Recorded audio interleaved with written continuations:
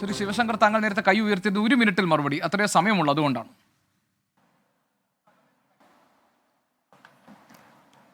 രണ്ട് കാര്യങ്ങൾ. ഒന്ന്, രാജു പി നായർ പറയുന്നത് കോൺഗ്രസിന്റെ അഭിപ്രായമാണോ സംശയമുണ്ട്. കാരണം Priyanka Gandhi says that Gandhi says law drama belongs to everybody എന്നുള്ള ഒരുപാടുണ്ട്.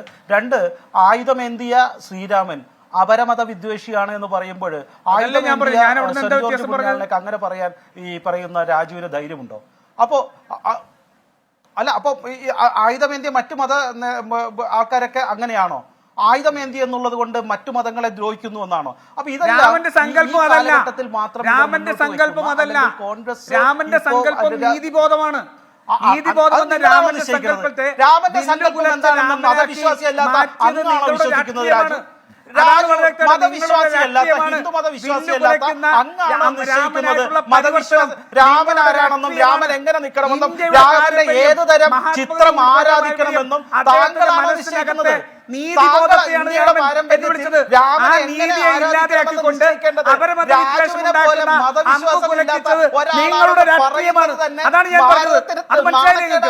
നിങ്ങൾ എന്തിനാണ് ശരിക്കും അന്യമത വിശ്വാസികളാണ്? വെറുതെ വിവരക്കേട് വിളിച്ചു പറയുന്നത്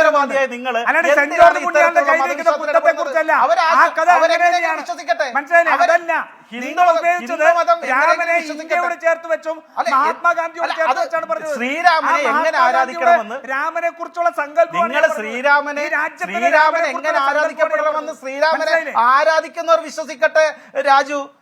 ശ്രീരാമനെ എങ്ങനെ നിങ്ങൾ ഹിന്ദുത്വവാദികൾ ആരാ തീരുമാനിക്കാൻ?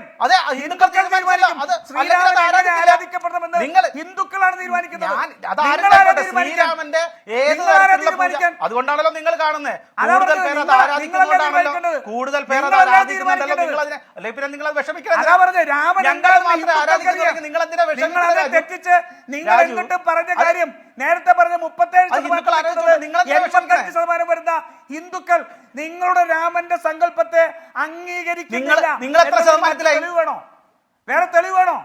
ഈ രാജ്യത്തെ ഹിന്ദുക്കൾ നിങ്ങളുടെ രാമന്റെ അനുകൂലിക്കുന്നില്ല എന്നുള്ളതിന് മറ്റെന്ത് തെളിവ് വേണം?